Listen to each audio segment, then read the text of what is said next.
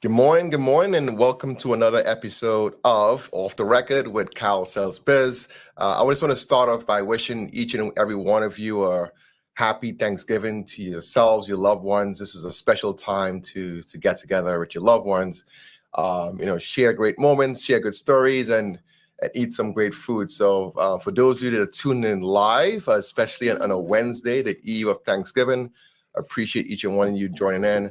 And for those of you that are watching the recording, you're in for a treat. Appreciate you as well. A little recap on what we do here. So you're on live here, KyleSellsBiz. I do this podcast on LinkedIn, typically on Wednesdays.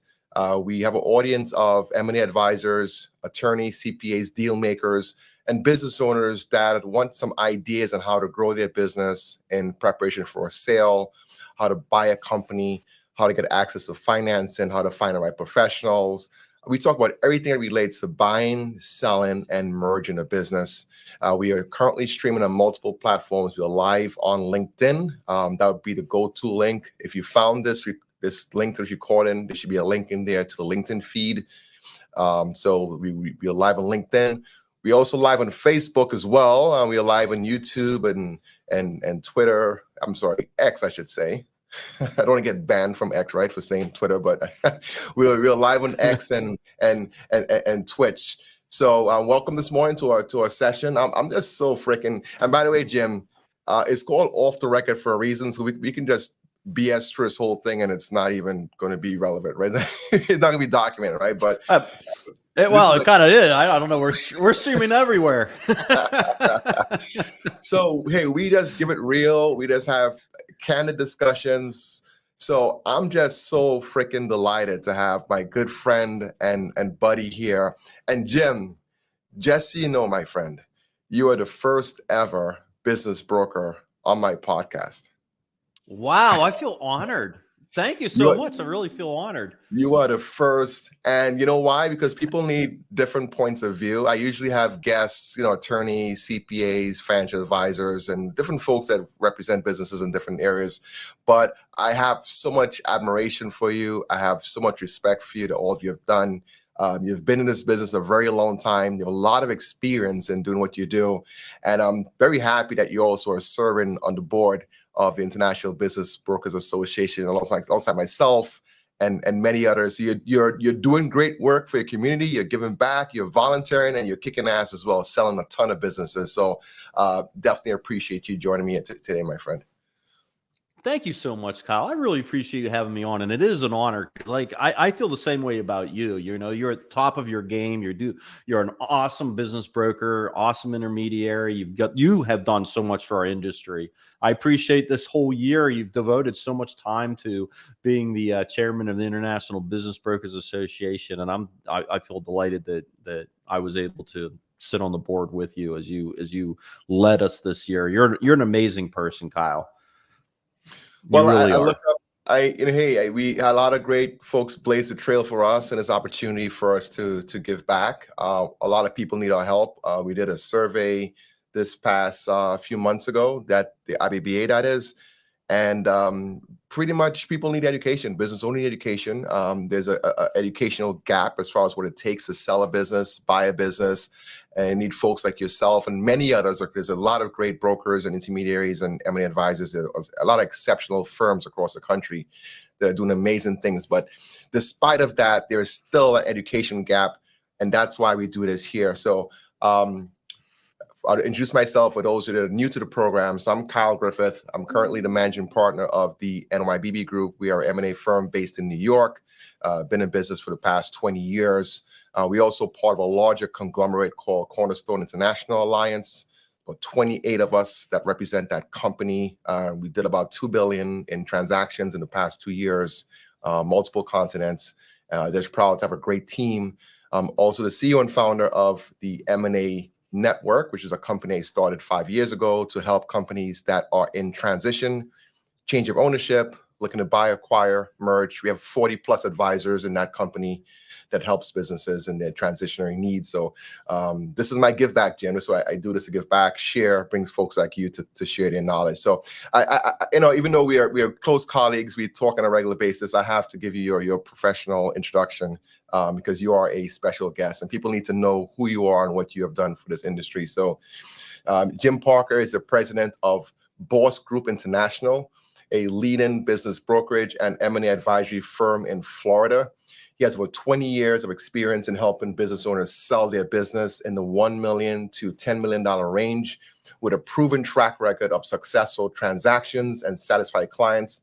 He holds the prestigious credentials of Certified Business Intermediary, otherwise called the CBI, Certified Mergers and Acquisitions Professional, and you also are a Master's Intermediate MMAI. I'm probably screwing it. I should not screw it up because actually, so I do all the time, Kyle. Actually, I got to submit my documentation. I've been lazy, man. I got to submit my documentation to get that Masters of. Can you say it for me because I'm screwing it up? Master. Mergers and acquisitions. No, Masters of Mergers and Acquisitions. Anyway, whatever. Yes. Yeah. Yeah. So many letters, can't even keep track of them. So many letters, you can't keep up, right? Yeah. So Jim is a former president of the Business Brokers of Florida. He also is a respected leader and educator in the business brokers community. He's an instructor with both the BBF and the International Business Brokers Association, and has contributed to the development of an ethics course for the IBBA. He has also been a featured speaker at several industry conferences, sharing his insights and best practices on business sales acquisitions. He also hosts a weekly. By the way, Jim, before we got on here, you was telling me about my stuff. Hey, I'm elementary when it comes to this podcast, my friend. Like you are. No way. Wow, you're on another level. No, come on. Your man. Systems are great. We're gonna be talking about systems today. So Jim has his weekly. Has his weekly program on YouTube and live streams, and we're going to get that link out so folks can follow you because they need to work with you, man. But I appreciate you being here. Let's just jump into it. I usually like to start off by having my guests share a little bit about their background or how they got to where they're at today. So maybe you can share with us like how you began your journey in business brokerage. We could probably just kick it off right there, if that's okay with you. Yeah, absolutely. So I was actually a communications major in college. I got my degree in communications. I was very into television production, and I spent my first couple of years working for companies that did corporate video, and eventually went into business. We did, believe it or not, wedding videos, wedding photography, and tuxedos. We started off in a little tiny corner of an office. It was really small. We ended up building it until we had 35 employees / subcontractors. We had offices in Orlando, Las Vegas, and Hawaii.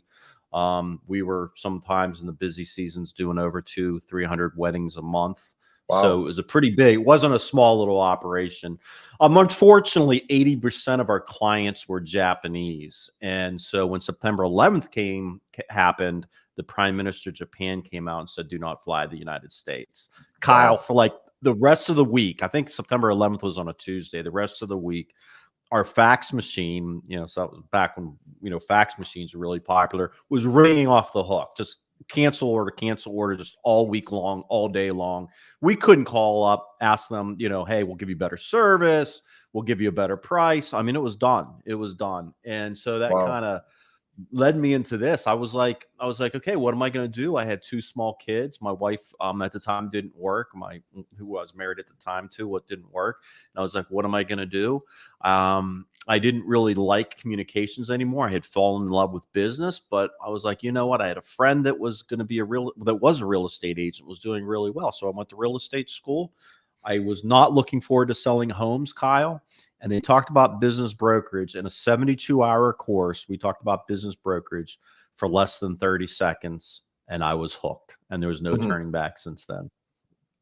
So. And that's been like 20 years, and you're still in it. Yep, I love it. I absolutely love it. I couldn't imagine doing anything else.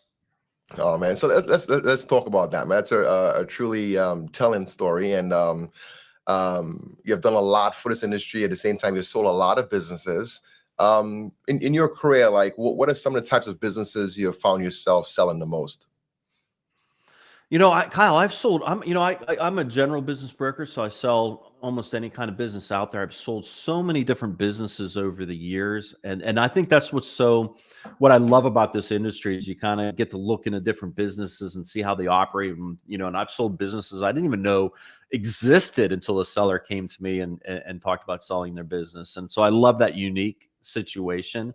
But for Mhm. some reason, the type of businesses I sell the most are the type of businesses where the business owner may or may not have gotten a high school diploma, may or may not have graduated high school, and they went out in the workforce and they worked their butt off. They learned a skill or a trade. A couple years later, they started their own business. They were the business. They had no employees. And then fast forward 25 years later, they built themselves a really successful business. And now that they're looking to sell it for millions of dollars, and usually retire at this point. But I love that. I love that personality of that individual that just kind of went out there and just worked their butt off and built something from nothing and created something great. And I love that entrepreneur spirit. Jim, that I'm getting chills while you're saying that, because that kind of taps into my why, because I'm an immigrant as well. So when I sit down across the table from a business owner that's looking to sell their business, I'm hearing this. Actually, let me back up for a second. A couple of years ago, I went in on a listed appointment for a trucking company, and the gentleman, I forget what country he's from. I forgot. It doesn't really matter. But I was so impressed. So he told me, he says, growing up, I didn't have a college education, right? I didn't, I was pretty bad in math, and I just wanted to, protect my family and provide for my family. And I realized that having quality help, I really the value of having professionals. So basically, what he worked his butt off, and he built a team of advisors around him, right? And he Yeah. joined a program, Goldman Sachs 10,000 Small Biz program, which I'm also a alumni of. Back then, I wasn't part of the program, but he was part of the reasons that it said I need to probably take a look at this program. I'm also someone that I actually dropped out of college to start a business. And part of that was I needed to support my family, and I just always had an entrepreneurial bug. But what you're saying, Jim, when I meet folks that came to this country, imagine just going to a strange land and just start from scratch. It doesn't take Right. anything away from those that are here and have it, because it can be equally difficult for someone that's already here and has family to support them through their childhood. It's tough no matter what, but that does inspire me to see someone with limited English, limited learning capacity, or access to resources, and still build a successful business. That does really truly amaze me as well. I love that story. I mean, that's what makes this country great. I mean, seriously, I don't want to make it like a rah thing, but going out there and you can just work really, really hard, outwork the next person, Mhm. and be smart about things. I'm not saying book smart, but just being smart about Yes. things and learning from your trials and your errors, and you pull yourself up by the bootstraps and you make something out of yourself. And I think that Mm. that's what the American dream is. Yeah. Let me ask you: is a particular type of business, that you like to sell, or you have a preference for? Is there a particular industry that you like to focus on? Now we're going to talk more about trends a little bit later on, but I know you have sold a bunch of businesses. Is there any particular type of business that hey, I like selling those kinds of businesses? I love lawn and landscape businesses. I Mhm. love HVAC businesses, roofing businesses, anything like on that kind of realm thing. I sold a commercial fencing business end of last year, and I just those are the kind of businesses like the blue collar trade type businesses that I love the most. And we get into a little bit later, but those businesses are the ones that are in demand. And I'm Yeah. jealous of you guys in Florida. That you have that MLS system there, which allows you to co-broker and work with other brokers and get more deals done. That's pretty fascinating. So I have a question for you, right, Jim? So Okay. one great thing about you and your business and your process is you have a pretty high closing rate, right? I think it's above 90%. Yeah. Correct. Yep. Yep. Which is The national average, as you know, Kyle, is 10 to 20%. I know you blow that out of the water as well, but the national average is 10 to 20% of all businesses that actually sell. So I'm very proud that we shoot over 90% of the listings that I take aboard. We actually get completed for our sellers. Yeah, and I wanted to ask you, and I mean, we are both open books here. We share everything, we give back. You're an educator with IBBA, and we just teach and we give back.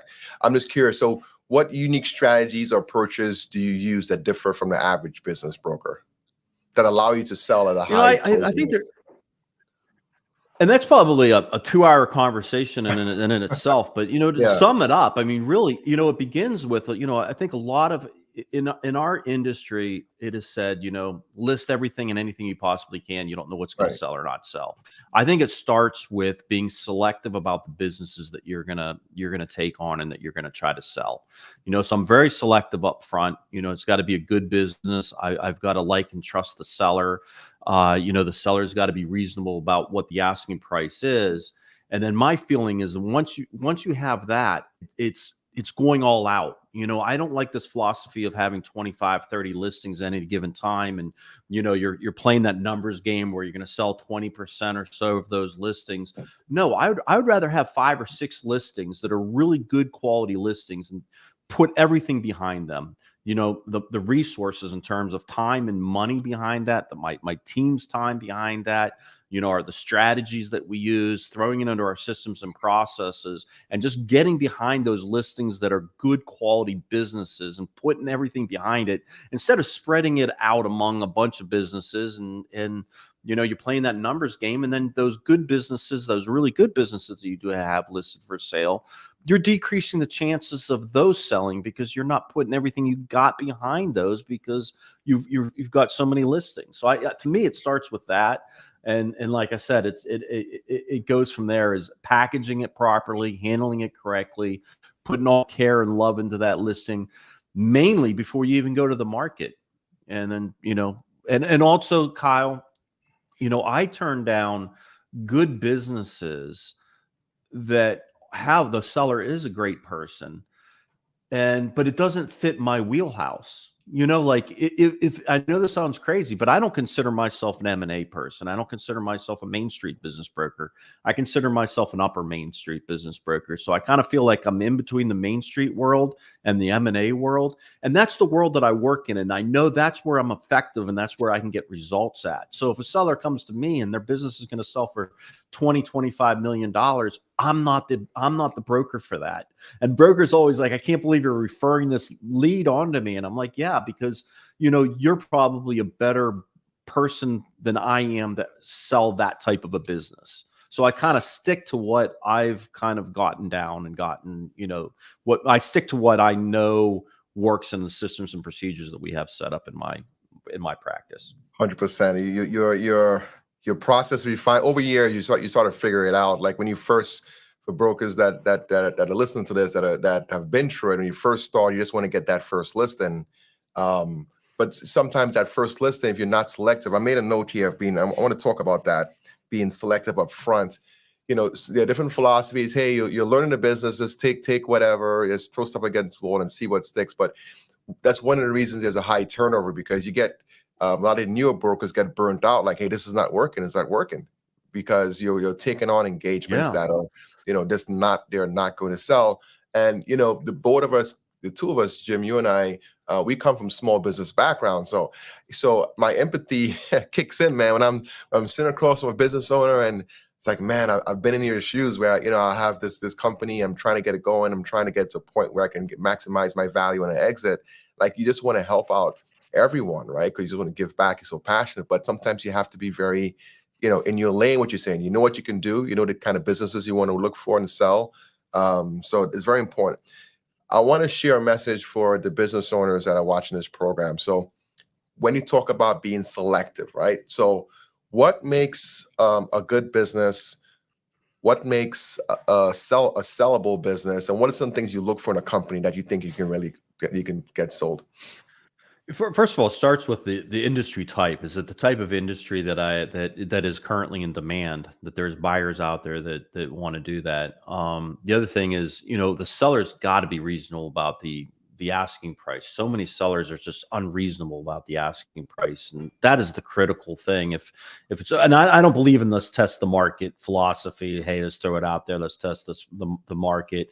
I feel like the first 30 days that you take that business to the market is the most critical time period. I also look at things like client concentration, what the financial trends of the business is, how organized their financials are. The likability and the trustworthy of the seller is critical in my eyes. I could just probably go on and on and on. There's a lot of, I actually have a list here somewhere on my desk of all the things that I look at, when I'm talking to a seller. I'm kind of going down that list.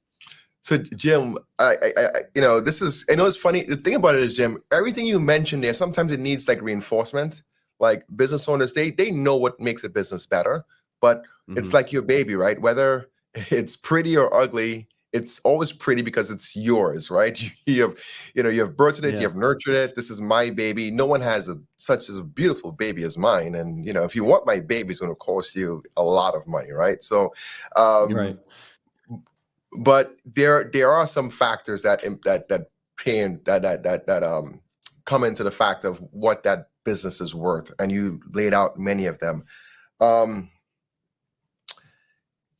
We are going through an interesting time. Well, we have went through an interesting time, and we're still difficult for some businesses where a lot of professionals like yourself that I speak with, a lot of business owners I speak with, it's like we're in such uncertain times. It's like really tough to make really projections as far as where their business is going to be at in the next few years.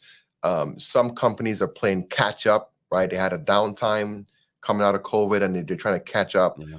And then some companies did very well during COVID, and now they're starting to recalibrate. They're trying to go back to what their baseline was, so their business is going down.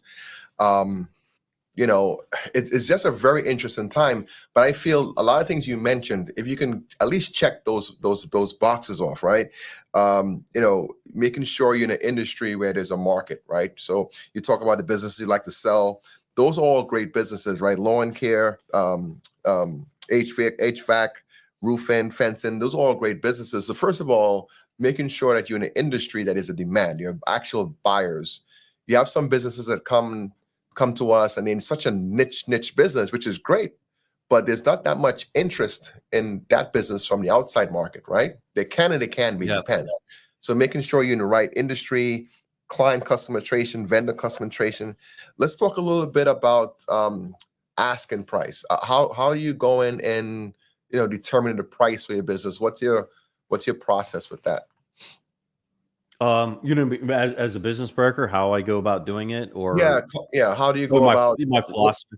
Yeah. So, yeah. basically I get the financials from the seller, and obviously the seller and the CPA, what they're trying to do is they're trying to reduce the tax liability of the business. So, I ask for the financials, and I'm unwinding what the CPA and the seller have done with the seller's help to see how much the seller, is, or a new owner could really make from that business. And then obviously I'm going out and I'm looking for sold databases and looking for the same type of industry and the same gross sales range and finding out what the multiples have been. And then that's how I put that price on, put the price on the business. And, I do, and I don't know, I probably shouldn't say this live, but then, I tell the seller we should mark it up for negotiation purposes. But that pricing is so critical. Like I've said before, that first 30 days, in my opinion, is the most important time period, because when you take that first 30 days, you take it to the market. Because, when somebody's buying a house, from the time they start looking to buy a house till the time they go under contract, you're looking at like less than 60 days. But as business intermediaries like you and I, most of the buyers that we talk to, they've been looking for a couple months to a couple years. They've gotten really knowledgeable about the industry, and they've really self-educated themselves about buying businesses. They know what's overpriced and what's not overpriced. And most of the businesses out there are overpriced, or they're not good businesses. They're not packaged properly. They're not handled correctly. So when you take that business to the market, if it's not packaged properly, handled correctly, priced right, blah, blah, blah, blah, the buyers are looking at it and going, yeah, it's just another bad business. Another business is overpriced, and they move on. And I call that the buyer wave. And that's why I say the first 30 days is critical, because you go to that market, all those buyers that have been looking for a couple months to a couple years, it's a wave of buyers that are looking at that seller's business, and you've got to capture those buyers in the first 30 days. And if you don't, you're going to miss out on that wave of buyers. And now you're looking at buyers trickling in, the new buyers entering the market for the first time. Instead of having all this buyer interest up front, you miss that wave. You just got a buyer here that comes in, buyer here that comes in. And the problem with new buyers, and everybody's got to start somewhere, but the problem with new buyers coming looking for the first time is they're like, hey, yeah, you can show them a great business, priced right, packaged properly, everything's done great. And they're like, yeah, it looks great. I'm really interested in it. But, I just started looking. So I'm going to, I want to look around some more. And then 6 months later, they're like, oh, I should have bought that business. That's why it's so important to capture that wave. And what that wave I'm trying to do with my sellers is to get so much interest on that amount that we had marked it up for negotiation room, that we actually get that price, or maybe even get higher. To the deals I did this year, we actually got over asking price, and then over asking price was marked up from what the most probable selling price is going to be. And the way to do that is to get that demand.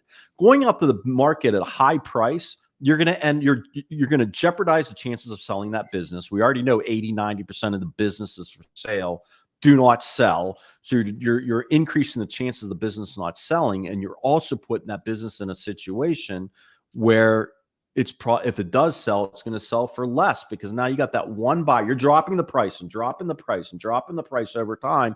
And then you get that one buyer that shows interest. The whole thing about negotiation is who has more power in the negotiation, at the negotiation table. And the seller that's had their business up on the market for 9 months and had very little interest, they're not having much.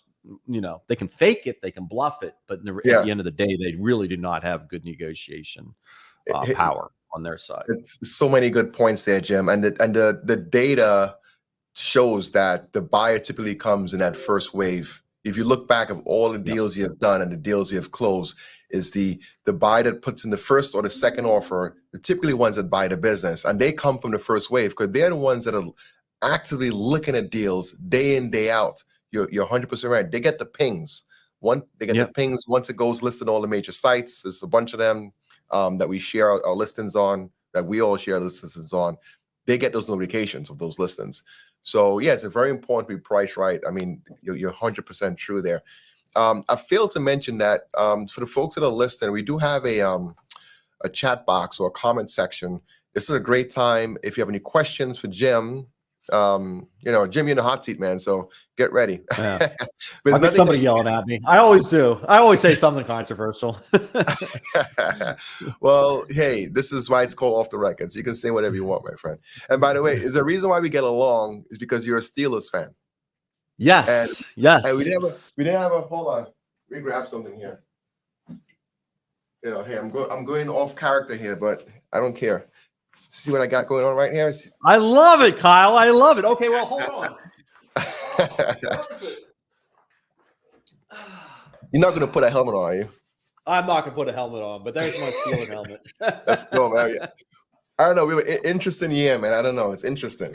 But hey, that was a great time. Any comments, questions you have for Jim and myself, put it in the comment box, and we'll definitely get to it. We're about to wind down in a little bit because we got, even though it's the eve of Thanksgiving, us brokers got work to do, right, Jim? That's right. So, hey, let's see. So let's talk a little bit about the future of business brokerage. You have a deep industry knowledge, and I want to know your thoughts on the future of business brokerage, both in the near term and looking future ahead.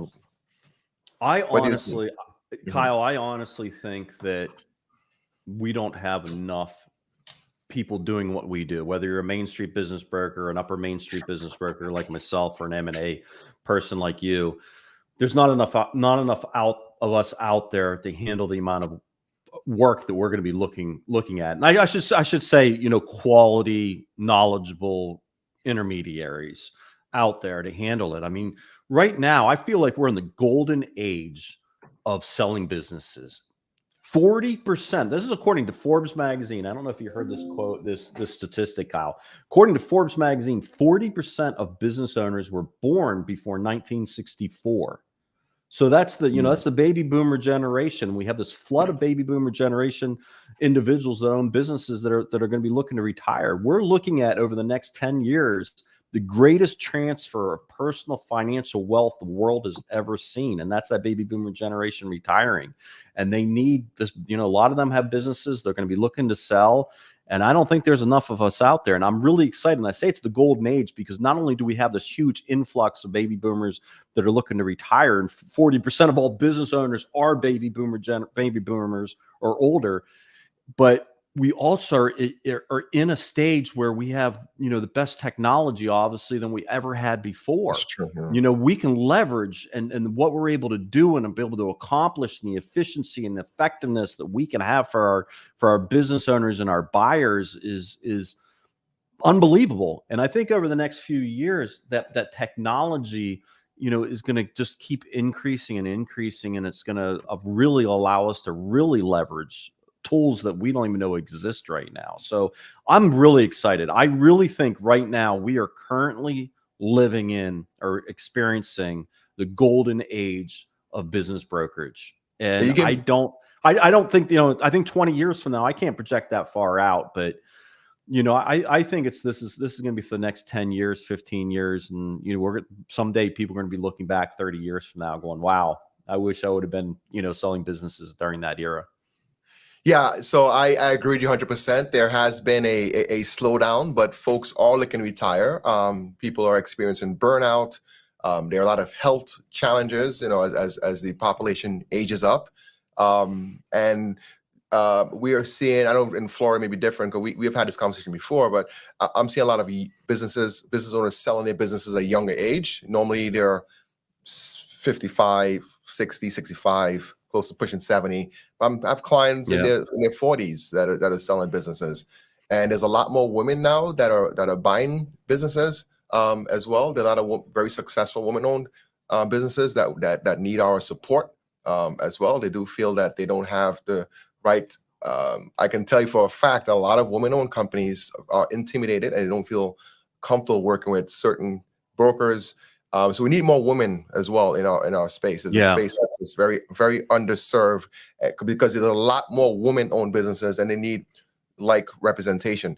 So we get some comments coming in. So Winnie says, great share, Jim. You're spot on. Thank you, Kyle and Jim, for sharing. Appreciate feedback, Oh, Winnie. thank you, Winnie. And then John Kim, what's going on, John? John asks, is it a good time to sell now or wait? How is the market? What do you say? Okay. I think the market is still really strong. And I'm going to get a lot of controversy here with other business intermediaries as I go into this, but we're experiencing really high interest rates that we haven't seen, in the last 14, 15 years. And I know there's a lot of talk about the interest rates. Most of the deals that I do are SBA, SBA oriented. 95% of the deals I do, buyers are looking for SBA loans.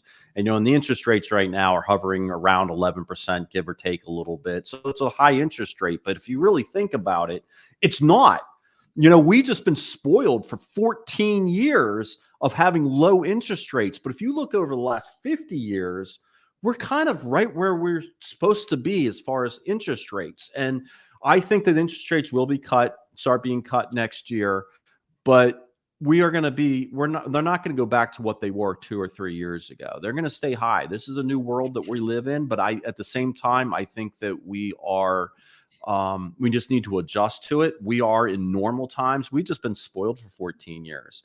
And I think there's just, for me, what I see in the marketplace is there's a lot of really smart, successful people in their 40s and 50s that have worked their entire careers in the corporate world, have done really well for themselves, and they're looking around and they're going, I want to live the American dream. I want to own my own business. I'm tired of making big corporations the money.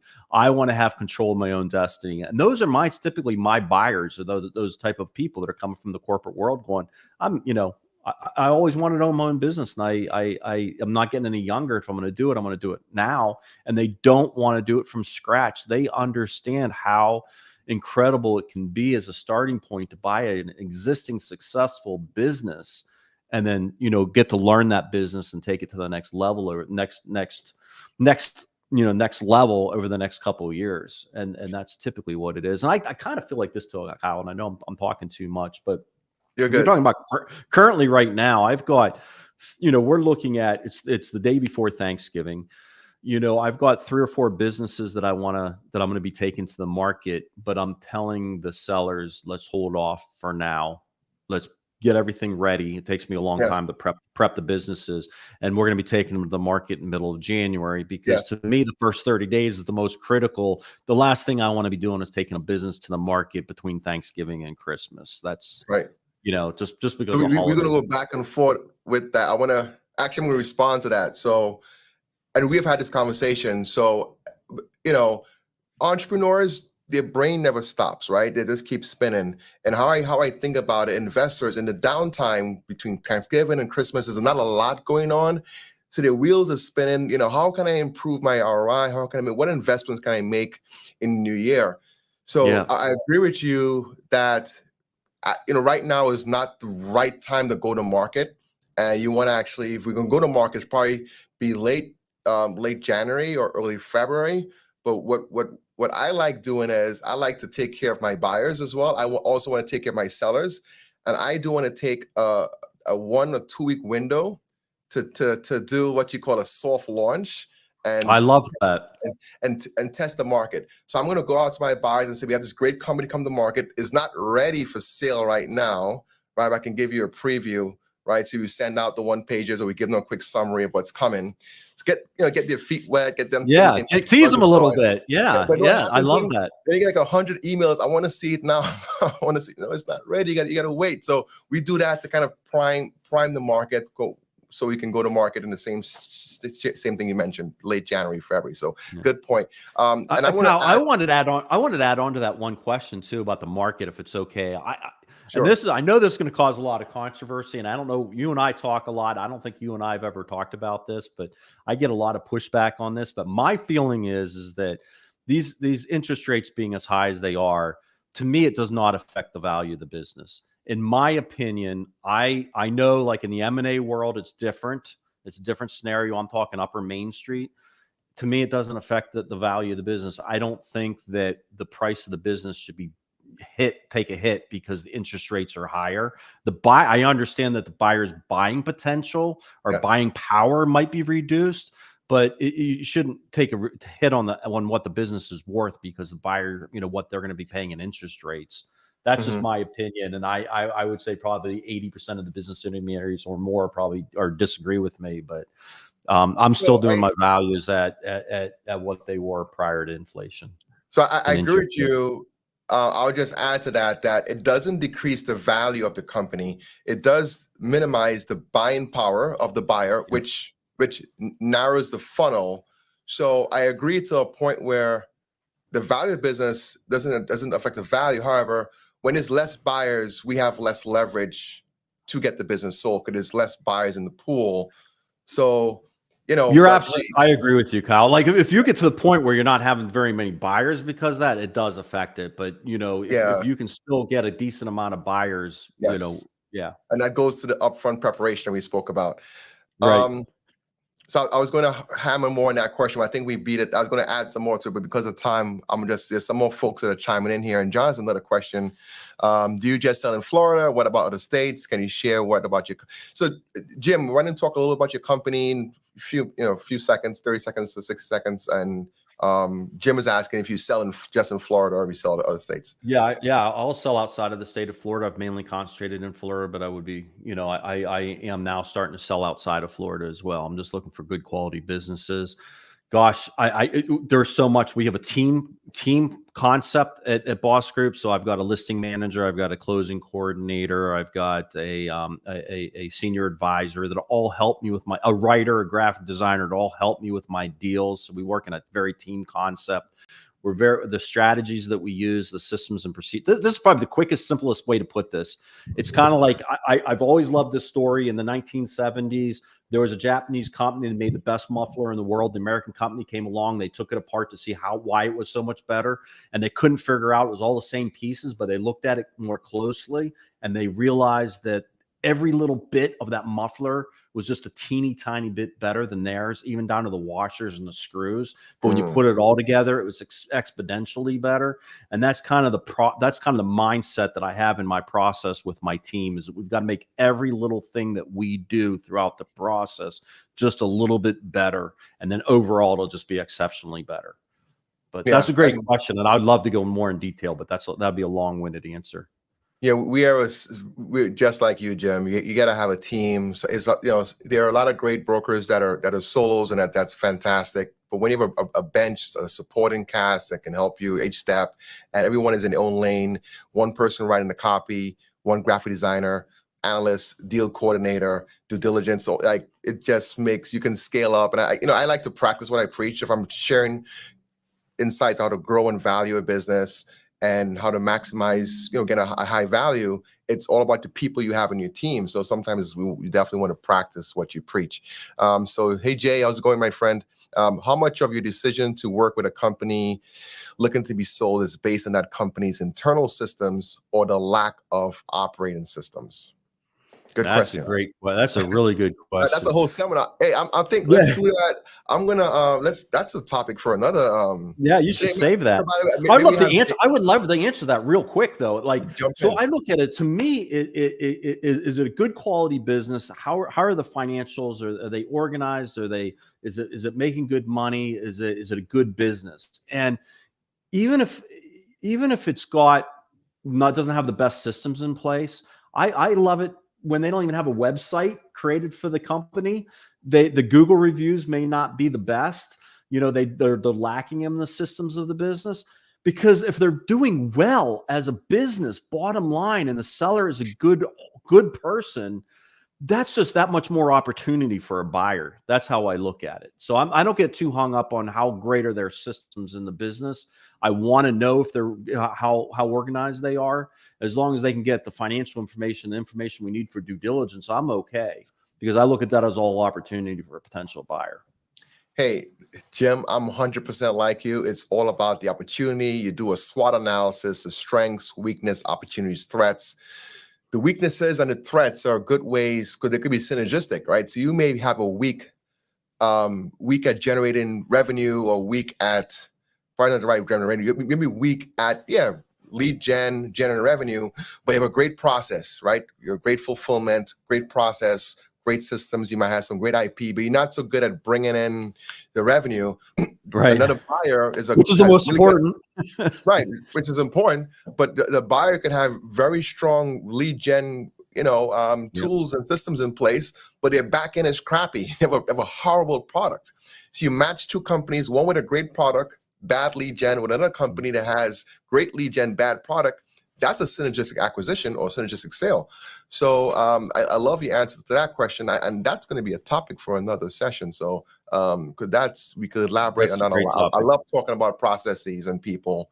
So definitely. So Gene, very interesting discussion, and Gene also works with South State Bank, SBA.